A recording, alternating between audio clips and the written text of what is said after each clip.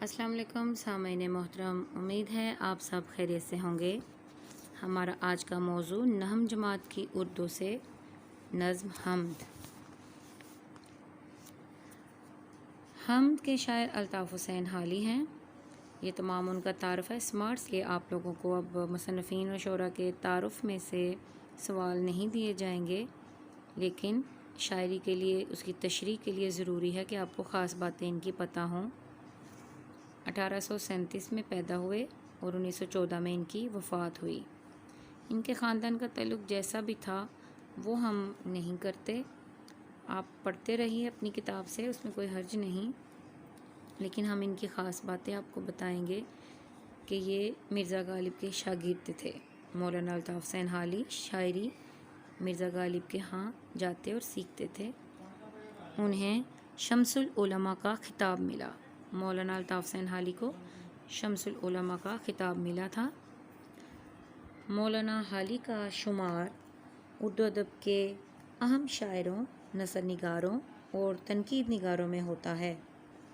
1857 से पहले उन्होंने कदीम और रवायती शायरी की, मगर बाद के हालात की तब्दीली ने उनके ख़यालात को बदला।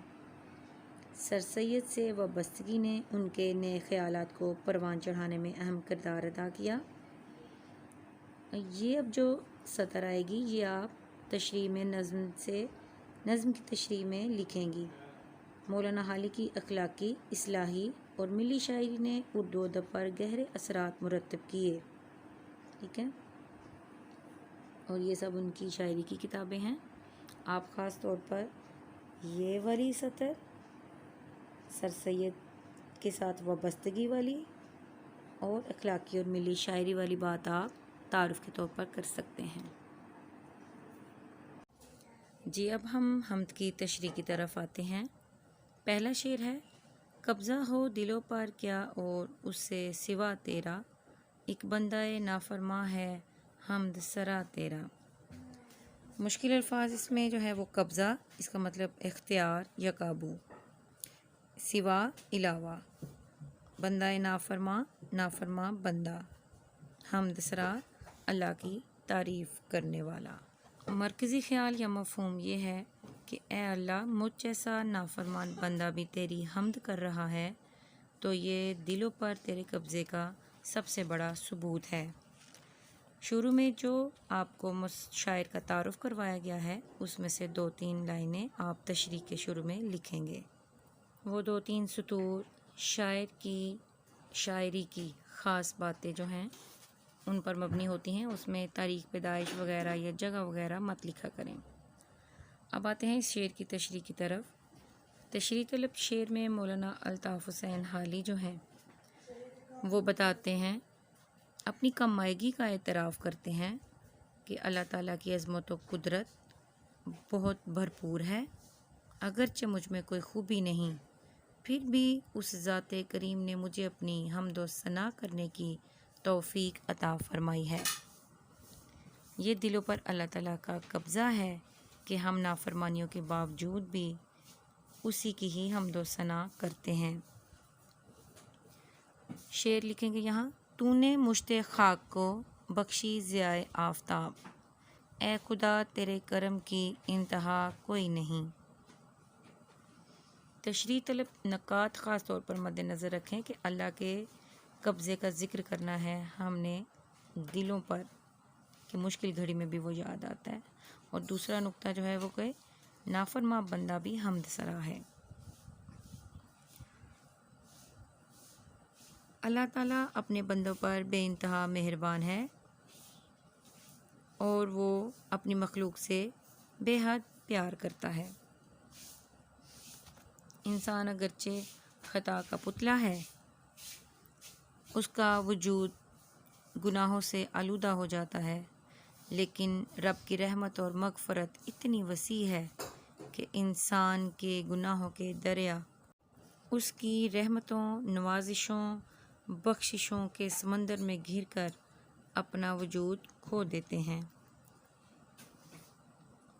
कुरान की आयत शामिल करेंगे आप, वल्लाहु अलीमु बिज़्ज़ाति सुदूर, और अल्लाह सीनों की बातों से भी वाकिफ़ है।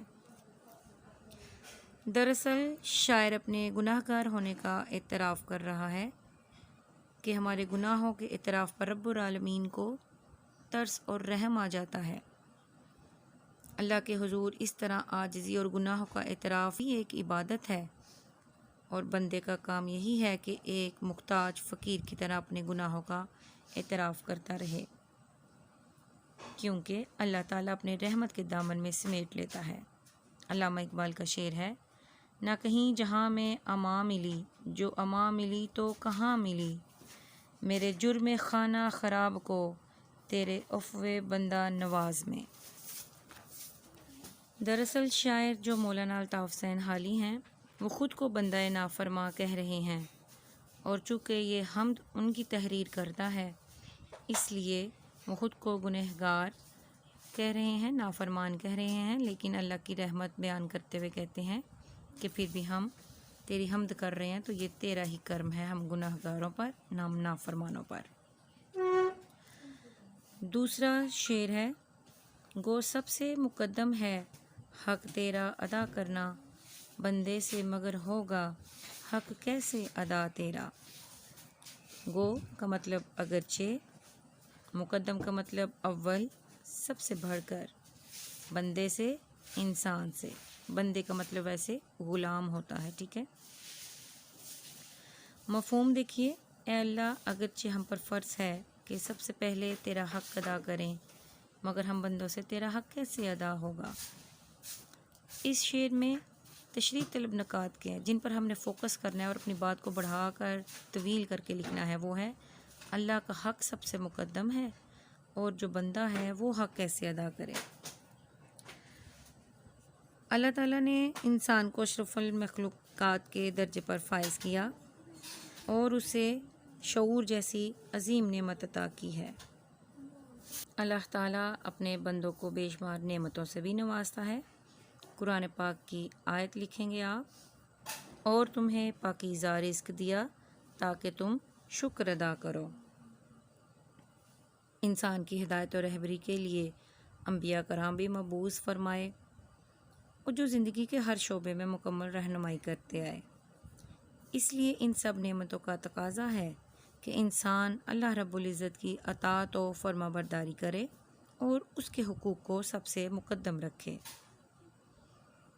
اللہ تعالیٰ کی نعمتیں اس قدر زیادہ ہیں کہ اللہ تعالیٰ نے فرمایا ہے قرآن پاک میں، اور اگر تم اللہ کی نعمتوں کو شمار کرنا چاہو تو نہیں کر سکتے، لیکن انسان اپنی تخلیق کے اصل مقصد کو بھول کر دنیا کی رنگینیوں میں گم ہو جاتا ہے، حالانکہ اللہ تعالیٰ کی اطاعت ہی سب سے زیادہ مقدم ہونی چاہیے۔ اللہ تعالیٰ کے حقوق ادا کرنے کا مطلب ہے کہ اس کی نعمتوں کا شکر ادا کیا جائے۔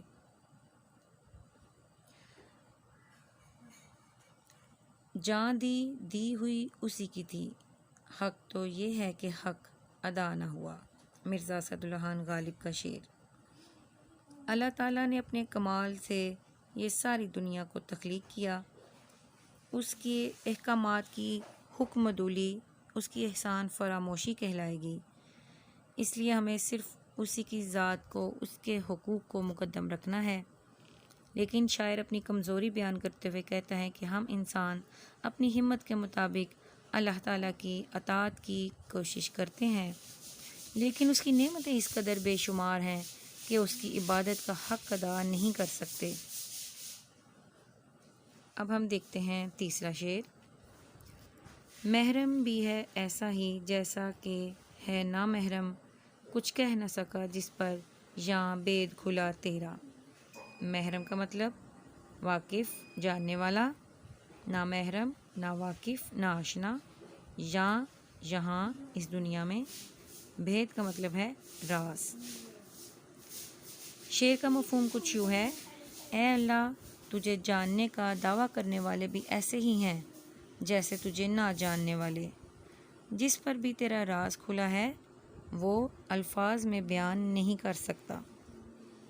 الطاف حسین حالی اللہ تعالیٰ کی حمد و ثنا کرتے ہوئے کہتے ہیں کہ اگرچہ انسان کھلی آنکھوں سے اس کائنات کا مشاہدہ کرتا ہے، پھر بھی اس کی حقیقت اور اصلیت کو پا لینا ہر کسی کے نصیب میں نہیں ہے۔ اللہ تعالیٰ کی قدرت کے نمونے، مظاہر، سورج چاند ستارے، اندھیرے، دن رات کا آنا جانا، یہ سب انسان کی سمجھ سے بالاتر ہیں۔ جب تک اللہ تعالیٰ خود بصیرت کی آنکھ عطا نہ فرمائے تو انسانوں کے لیے یہ جہاں تاریک ہی ہے، یعنی کہ محرم اور نامحرم، جو جاننے والا ہے اور جو نہ جاننے والا ہے، وہ دونوں ایک جیسے ہی ہو جاتے ہیں۔ محرم جب اللہ تعالیٰ کے رازوں میں شریک ہو جاتا ہے، اس کی زبان بندی ہو جاتی ہے، وہ راز آشکار نہیں کرتا، اور نامحرم تو ویسے ہی نہیں جانتا، اس لیے وہ بھی کچھ کہنے سے قاصر ہے۔ اقبال کہتے ہیں، دل بینا بھی کر خدا سے طلب، آنکھ کا نور دل کا نور نہیں۔ تو اس لیے آنکھ کا نور دل کا نور کب حاصل ہوگا؟ جب ہم اپنے آپ کو خالق و مالک کے حوالے کریں گے، اس سے لو لگائیں گے، اس کی مسلسل عبادت کریں گے، پھر معرفت کا مقام جو ہے حاصل ہوتا ہے اور ہم محرم بنتے ہیں۔ لیکن امین مینائی کا کہنا ہے، لاکھ پردوں میں ہے تو بے پردہ، 100 نشانوں پہ بے نشاں تو ہے۔ تو اللہ تعالیٰ اس کائنات میں اپنے مظاہر کے ذریعے جلوہ آرا تو ہے، لیکن ہم اسے جان نہیں پاتے۔ یہی اللہ تعالیٰ کا راز ہے۔ حالی کہتے ہیں کہ جس پر اللہ تعالیٰ کی ذات کے راز ظاہر ہو جاتے ہیں، وہ بھی اس کی ذات کے بارے میں نہیں بتا سکتا، اس لیے وہ نہ جاننے والوں کے مترادف یا برابر ہی ہے۔ چوتھا شعر دیکھتے ہیں ہم۔ جچتا نہیں نظروں میں یا حلت سلطانی، کملی میں مگن اپنی رہتا ہے گدا تیرا۔ مفہوم کیا ہے؟ اے اللہ، تیرا گدا یعنی کہ تیرا فقیر اپنی میلی چادر میں بھی بہت خوش نظر آتا ہے، اس کی نظر میں قیمتی شاہی لباس کچھ معنی نہیں رکھتا۔ جچنا کا کیا مطلب ہے؟ اچھا لگنا، پسند آنا۔ خلت سلطانی، بادشاہی لباس۔ کملی کا مطلب ہے درویشانہ لباس۔ مگن کا مطلب محو ہونا، کھویا رہنا۔ گدا کا مطلب فقیر۔ سلطان محمود غزنوی اور ایاز کا واقعہ مختصراً آپ بیان کریں گے کہ اگرچہ سلطان تھا، وہ بادشاہ تھا محمود غزنوی، لیکن اس کا غلام ایاز اسے بہت عزیز تھا۔ وہ گدا، وہ سلطان محمود غزنوی کے دربار کا گدا، اپنے مالک سے محبت کی وجہ سے خوش و خرم رہتا تھا۔ درویش جو ہیں وہ ہمیشہ اپنی حالت پہ خوش اور مطمئن رہتے ہیں۔ زیر نظر تشریح میں الطاف حسین حالی کہتے ہیں کہ جس شخص کو اس دنیا میں اللہ کی محبت نصیب ہو جائے، وہ دیگر کسی اور قوت اور طاقت کا محتاج نہیں رہتا۔ سلطان محمود غزنوی اور ایاز کا واقعہ صرف آپ کو سمجھانے کے لیے تھا، وہ تشریح میں مت لکھیں۔ اچھا جی، وہ کسی اور طاقت اور قوت کا محتاج نہیں رہتا، اور نہ ہی کسی بادشاہ کی شان و شوکت کی اس کی نظروں میں کوئی اہمیت ہوتی ہے۔ دنیاوی مال و دولت، شان و شوکت، جاہ و خشمت بظاہر بڑی پرکشش ہوتی ہے، لیکن دلی اطمینان اور حقیقی سکون کی نعمت سے ایسے لوگ عموماً محروم ہوتے ہیں جو دنیاوی اشیاء رکھتے ہیں۔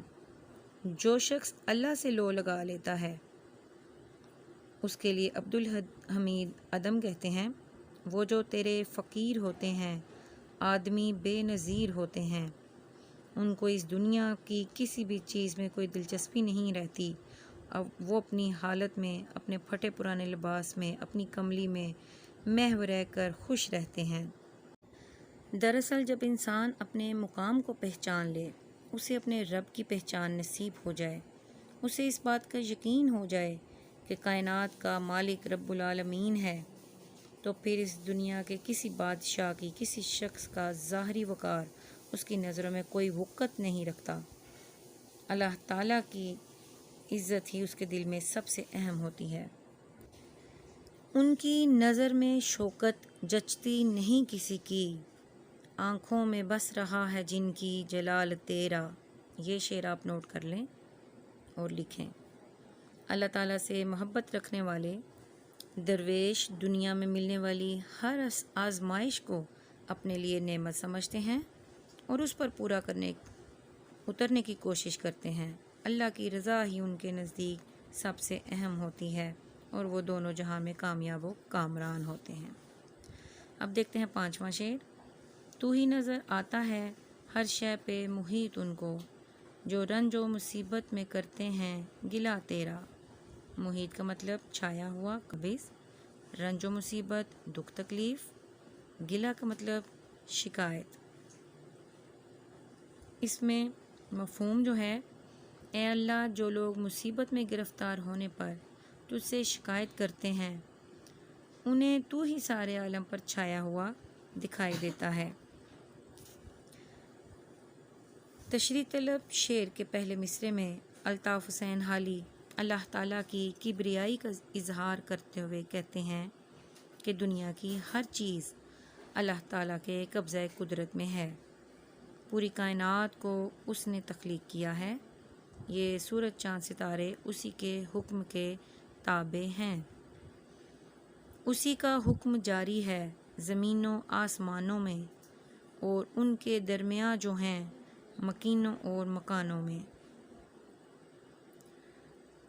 بعض اوقات انسان سے ایسے کام ہو جاتے ہیں جس سے اللہ تعالیٰ نے منع کر رکھا ہے، گھبرا کر پریشان ہو کر انسان جو ہے رنج و مصیبت میں مبتلا ہوتے ہیں تو اللہ تعالیٰ کے سامنے آہو فغاں شروع کر دیتے ہیں، اللہ تعالیٰ سے شکوہ کرتے ہیں۔ یہ اس بات کی علامت ہے، ثبوت ہے کہ انہیں دنیا کے تمام مسائل کا حل نظر آتا ہے تو وہ اللہ تعالیٰ کی ذات ہی ہے، وہ اللہ تعالیٰ کی طرف ہی رجوع کرتے ہیں، کیونکہ ہر انسان کو اس چیز کا ادراک ہے کہ اس جہان کا مالک حقیقی اللہ تعالیٰ ہی ہے اور ہم اس کے دائرہ قدرت، اس کے اختیار سے باہر کہیں نہیں جا سکتے۔ شعر میں جو سمجھنے والی بات ہے وہ یہ ہے کہ رنج و مصیبت میں اللہ تعالیٰ ہی سے ہر انسان شکوہ کرتا ہے، کیونکہ اگرچہ وہ پریشانی میں مبتلا ہیں لیکن پھر بھی اگر وہ پریشان ہو کر کسی کے در پر جاتے ہیں تو وہ اللہ تعالیٰ ہی ہے، اللہ تعالیٰ ہی ان کی مصیبتوں، دکھ درد پریشانی کا مداوع کر سکتے ہیں، کسی انسان میں یہ طاقت اور قدرت نہیں ہے۔ قرآن کی آیت شامل کریں، جب ان کو کوئی مصیبت پڑتی ہے تو وہ یہ کہتے ہیں کہ ہم اس کی طرف سے آئے ہیں اور اسی کی طرف لوٹ کر جانا ہے۔ یہ صورتحال رنج و غم والی اگرچہ زیادہ دیر تک برقرار نہیں رہتی، لیکن انسان کو چاہیے کہ رنج و مصیبت آئے تو شکوہ نہ کرے بلکہ اسے نعمت سمجھے، کیونکہ اس سے ہم دل کی گہرائیوں سے اللہ کے وجود کا اقرار کرتے ہیں، اس کے در پر جاتے ہیں، اللہ کی طرف رجوع کرتے ہیں۔ جی اب اگلا شعر ہے 6 ہمارے پاس۔ آفاق میں پھیلے گی کب تک نہ مہک تیری، گھر گھر لیے پھرتی ہے پیغام صبا تیرا۔ آفاق کا مطلب دنیا، مہک کا مطلب خوشبو، صبا صبح کی ٹھنڈی ہوا۔ اس میں مفہوم کیا ہے؟ اے اللہ صبح کی ٹھنڈی ہوا ہر طرف تیرا پیغام لے کر جا رہی ہے، آخر کب تک دنیا میں تیرے نام کی خوشبو نہیں پھیلے گی۔ یہاں پہ جو نکات تشریح طلب ہیں وہ ہیں صبح کے وقت کی اہمیت اور دنیا میں اللہ کی مہک، ان دو باتوں کو لے کر ہم نے چلنا ہے۔ صبح کے وقت کی اللہ کے ہاں خاص اہمیت ہے، کیونکہ صبح کے وقت جب سورج نکلتا ہے، ٹھنڈی ہوا چلتی ہے تو اللہ کے ہونے کا پتہ دیتی ہے، اور اس وقت کی بندگی اور عبادت ساری دنیا میں اللہ کی خوشبو پھیلانے کا باعث بنتی ہے۔ اللہ تعالیٰ اگرچہ ہر جگہ موجود ہے مگر ہماری نظروں سے چھپا ہوا ہے۔ اپنی صفات کے اعتبار سے اللہ کا جلوہ دنیا کے تمام مظاہر میں موجود ہے۔ فطرت کی تمام رنگینیاں، خوبصورت مناظر، بلند و بالا کوہسار، چاند تارے، ہوا بادل، سب اللہ کی تخلیق کردہ ہیں۔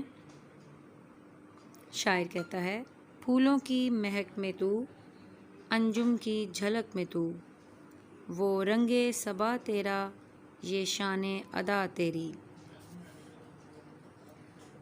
صبح کے وقت کی خاص اہمیت اس لیے ہے کہ یہ اللہ تعالیٰ کے ہونے کا پتہ دیتی ہے۔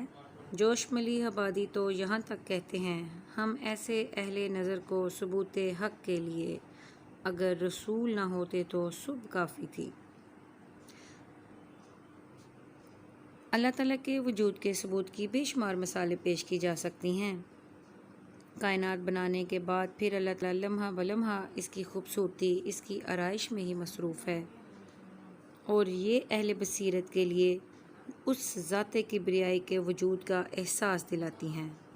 جیسا کہ اللہ تعالیٰ نے قرآن پاک میں بھی ارشاد فرمایا، بے شک آسمان اور زمین کی پیدائش میں، دن اور رات کے آنے جانے میں عقل والوں کے لیے نشانیاں ہیں۔ صبح کے وقت نسیم سحر چلتی ہے تو ہر چیز معطر ہو جاتی ہے۔ یہ ہوا گھر گھر اللہ تعالیٰ کا پیغام پہنچاتی ہے۔ صبح کی ٹھنڈی ہوا جہاں جہاں سے گزرتی ہے توحید کا پرچار کرتی ہے۔ گلشن میں کھلتے پھول، چمن کے دلکش نظارے اہل عقل کے لیے نشانیاں ہیں۔ امیر مینائی نے کہا، لاکھ پردوں میں ہے تو بے پردہ، 100 نشانوں پہ بے نشاں تو ہے۔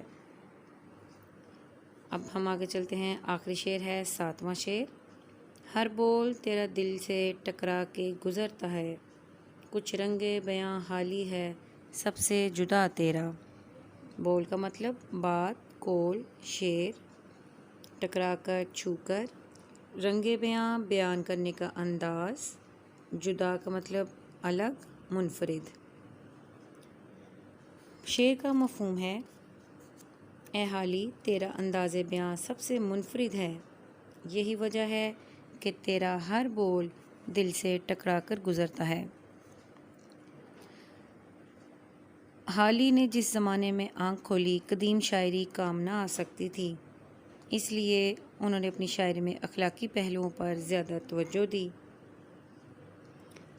اور اس بات کا اقرار کرنا کہ ہم سب سے اچھی منفرد شاعری کرتے ہیں اس کو صنعت تعلیٰ کہا جاتا ہے، کہ شاعر اپنی تعریف خود کرے۔ تو دراصل حالی بھی یہ سمجھتے تھے کہ کہ شاعری کا مقصد ایسا ہونا چاہیے کہ انسان فلاح پائے اور انسان کو نئی منزلوں سے آشنا کرے۔